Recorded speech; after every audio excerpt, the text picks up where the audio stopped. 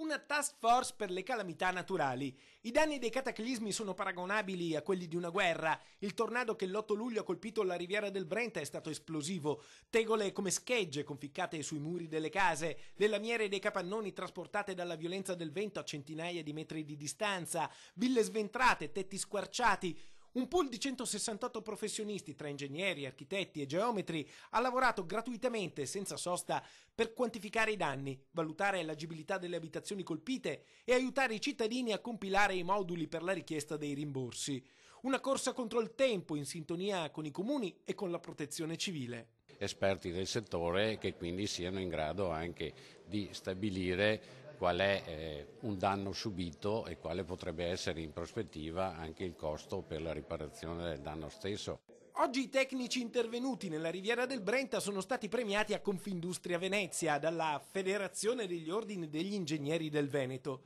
Certo, le difficoltà non sono mancate. In futuro, per non dover ripartire da capo nell'organizzazione di nuove squadre di professionisti capaci di valutare i danni e l'agibilità delle abitazioni nel malaugurato caso di una calamità naturale, il tentativo è quello di utilizzare l'esperienza del tornado della riviera per costruire un protocollo che possa funzionare sempre.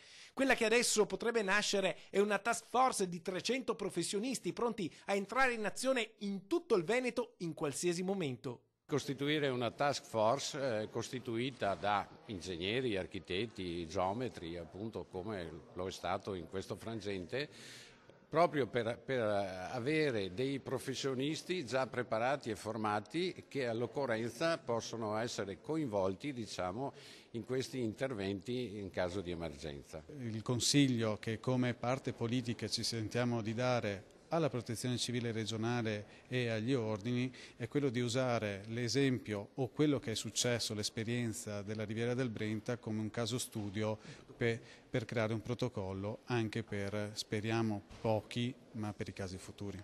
Ovviamente accanto alla task force andranno studiate delle procedure standard da seguire in caso di calamità naturale, un'esigenza ancora più forte negli ultimi anni con la fragilità idrogeologica del Veneto che è sempre più evidente. Oltre alla formazione chiaramente servono anche delle procedure in modo tale che all'occorrenza uno sappia come comportarsi, cosa fare, dove andare, con che tempi e quant'altro.